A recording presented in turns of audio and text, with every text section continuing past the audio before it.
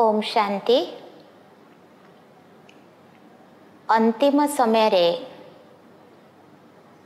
आम सम्मुख को चारि प्रकार दृश्य बा चारि प्रकार परिस्थिति आसीबो, जहाकू आमे सामना करिबा पई पड़िबो। से चारि प्रकार परीक्षा रे उत्तीर्ण हबा पई हेले आमको केउ केउ स्थिति को निज जीवन रे धारण करिया पई पड़िबो, ता उपरे वर्तमान आमे ध्यान देबा। प्रथम तो आम पाखको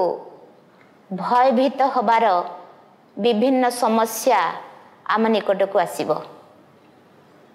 जेभली प्रियजन मानकर मृत्यु, अचानक कौनसी परिस्थिति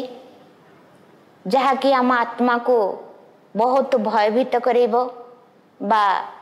संताप भीतर दे गति करिया पे पड़िबो। सेथिपाई आमको विशेष करी निर्भयतार शक्ति को आपणैबा पई पड़िबो। जेतेबेले आमे निर्भयतार शक्ति को आपणैबा सेतेबेले आम भितरो ये जो भयानक परिस्थिति बा भयभीत हबार जो समस्या बा स्थिति आम पाखक आसीबो, ताधरु आमे सहजरे निवृत्त हो पारिबा। तो निर्भय रहिबा पई हेले सर्वशक्तिवान परमात्मा को निजर साथी बनैबा पई पड़िबो। तो हमर एक कहावत अच्छी, जिसका साथी है भगवान उसका क्या करेगा अंधी और तूफान। तेणु जेते बड़ परिस्थिति आसुना कहीं, जेते बड़ समस्या आम निकट को आसुना कहीं, जेभली विपद आम निकट को आसुना कहीं, आमे जदि भगवान को स्वयं सर्वशक्तिवान परमात्मा को निजर साथी बनै रखिबा, ताहले निश्चिंत भावरे आम भितरे से निर्भयतार शक्ति आसीबो बा आमे सहजरे से परिस्थिति को सहजरे समाधान करि परिबा। द्वितीयतः आम पाखको ये परीक्षा आसीबो जे विकार आम भितरे जो विकार रहिछि, काम, क्रोध, लोभ, मोह, अहंकार, ये सब विकार परिस्थिति बा समस्या अंत समय रे बहु परिमाण रे तार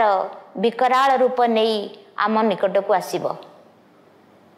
जो अंतिम समय जेतेबेले आसी उपस्थित हेबो, सेतेबेले आमे न चाहिले मध्य सही स्थिति बा सही परिस्थितिर सम्मुखीन हबा पई पड़िबो। तेणु जेतेबेले आमे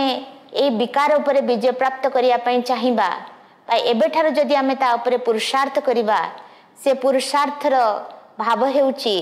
अनादि आ आदि स्मृति। निजको भाविबा दरकार, निजको मने करिबा दरकार जे मु सेई परमपिता परमात्मांकर संतान, मु सेई परम धाम निवासी, मु ए साकार संसार नुहे, ए मर संसार नुहे, मु सेई अजर अमर अविनाशी आत्मा, मु सेई परमात्मांकर संतान। द्वितीयतः आम बुद्धि भितरे बा स्मृति रे कथा आनिबा उचित जे मु हेउछि सेई आदि संतान बा आदि देव बा देवी देवता कुलर बा देवी देवता वंशर आत्मा। जेतेबेले मो भितरे ए दैव्य गुण बा दैवी संस्कार मो भितरे जेतेबेले इमर्ज हबो, सेतेबेले मो भितरे जो विकार भाव ता केबे आसीबो नाही। तो जेतेबेले दैहिक मनोभाव रहुछि, अर्थात सकारी मनोभाव रहुछि, देहर संबंध व्यक्ति वैभव रे बुद्धि जाउछि, सेतेबेले आम भितरे यही विकार मनोभाव उत्पन्न हेउछि। जेतेबेले ये सबरु निजको निवृत्त करिबा, निजर मन को ये सबरु दूरे रखिबा, अर्थात निजको विदेही आत्मा मने करिबा आ निजे परमपिता परमात्मांकर संतान बोली मने करिबा, बा वर्तमान समय रे ए कली जुगर अंत, सत्य जुगर प्रारंभ, ए संगम जुगरे परमात्मा ये धरापृष्ठ अवतरण करी आम आत्मा मानू मनुष्यरू बा नररू नारायण नारीरू श्रीलक्ष्मी अर्थात मनुष्यरू देवता बनइबार जो शिक्षा देउछंती जो राजयोग बा सहज ज्ञान जो शिक्षा देउछंती से शिक्षा आधार रे आमे निश्चिंत भाव रे ये विकार उपरे विजय प्राप्त करि परिबा बा अंतिम समय रे एबे नुहे तो केबे नुहे एबे ठारू जदि आमे ताको अभ्यास करिबा तार प्रैक्टिस करिबा निश्चिंत भाव रे अंतिम समय रे आमे निश्चिंत भाव रे विजय प्राप्त करि परिबा। तृतीय परीक्षा आम निकट को आसीबो अंतिम समय रे से होउची देहर संबंध व्यक्ति वस्तु आ वैभव ये सबुरा मध्य आम निकट को अंतिम समय रे बहुत परीक्षा नबा पई आसीबो बा सामना करिया पई आसीबो समस्या रूप रे आम निकट को आसीबो। तेणु सबुठारु मुख्य जिनिस होउची जे आमे निजको मने करिबा दरकार मु देह नुहे मु विदेही आत्मा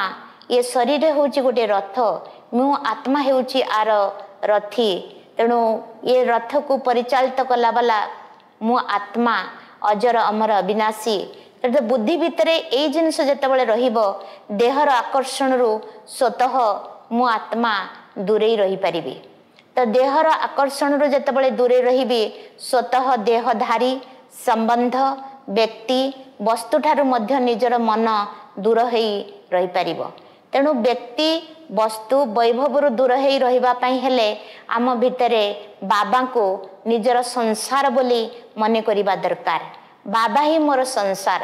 जहा किछि देइछंती जहा किछि मु प्राप्तिर अधिकारी हेछि से होछि बाबांकर देन सेई परमपिता परमात्मा शिव बाबांकर देन तांकरी ये संसार तांकरी ये शरीर तांकरी ये अमानत केवल मु किछि समय पाई तार रक्षणाबेक्षणा पाई मु एठारे उपस्थित अछि आ तार रक्षणाबेक्षणा करछि तार जत्न नेउछि किंतु मते ये संसार रो किछि समय पाठ बजेई मु पुणी मोर निज स्थान परम धाम को प्रत्यावर्तन करिया पई पड़िबो। तेणु मो निजको जतबले एई स्मृति भितरे रखिबे जे मु हेउछि सेई परमात्मांकर संतान सेई होचंती मोर माता सेई होचंती मोर पिता सेई होचंती मोर शिक्षक सेई होचंती मोर सद्गुरु सेई होचंती मोर बंधु से मोर सब किछि जतबले तांको ही मोर संसार बोली मानि नेबी ताले निश्चिंत भाव रे ये सांसारिक आकर्षण रु निजको मुक्त करी रखि परिबे। तेणु से मुक्त करी रखिबा पई हेले एबे ठारू प्रत्येक जिनिस को सबरे भितरे बाबांकर उपलब्धि को अनुभव करिबी तांकर सानिध्य को उपलब्धि करिबा पई प्रयास करिबा उचित बा तार अभ्यास करिबा उचित तेबे जाई अंतिम समय रे मो पाखो को देह आ देहर संबंधी जो परीक्षा सामना करिया को आसीबो ता धर मु मुक्त हेई परिबी। चतुर्थ हेउछि पश्चाताप वर्तमान समय अछि आउ से समय भितरे परमात्मा आसी हमको जो शिक्षा देउछंती जो श्रीमत देउछंती जदि मु ताको एई समय रे पालन न करे ताहले आगु को आउ से समय नाही जे मु से समय अनुसार निजको प्रिपेयर करिबी। तेणु एई समय भितरे एई जो स्वल्प समय अच्छी से स्वल्प समय भितरे मो निजको प्रिपेयर करिबा पई हेले मु परमात्मांकर से सर्व प्राप्तिर अनुभव करिबा बहुत जरूरी। जदि मु से सर्व प्राप्तिर अनुभूति करिबी ताल निश्चिंत भाव रे मोर एई जो पश्चातापर भाव अंतिम समय रे दूरीभूत हेई जिवो नतुबा से जो आलबेला आलस्यपन पई वर्तमान मु समय को नष्ट करूची कौनसी प्रकार व्यर्थ संकल्प भितरे कौनसी व्यर्थ दृश्य देखी कौनसी व्यर्थ कथा शुणी कौनसी ना कौनसी प्रकार व्यर्थ कर्म रे लिप्त रही मोर समय को मु नष्ट करूची। तेणु समय होची सबुठारु बलवान। तेणु से वर्तमान समय को सदुपयोग करिया पई हेले बे कल्याणकारी समय को सदुपयोग करिया पई हेले से परमात्मांकर सर्व प्राप्तिर अनुभूति को निज भितरे पाथेय करी चलिबा दरकार। जे मोर से होचंती पिता मोरे से होचंती माता से होचंती मोर सर्व संबंध बा से सर्व संबंधर अनुभव ही मते बहुत आगु को नहीं पारिबो बा मु तार से प्राप्तिर अधिकारी हेई पारिबी बा मु जतबेले से प्राप्तिर अधिकारी हेबी सेतबेले निश्चिंत भाव रे मो पाखो को आसुथिबा ए जो चारिटी दृश्य चारिटी परीक्षा मु ताधर सहजरे उत्पन्न हेई पारिबी बा उत्तीर्ण हेई पारिबी बा सहजरे परीक्षा को पास करि पारिबी। अच्छा ओम शांति।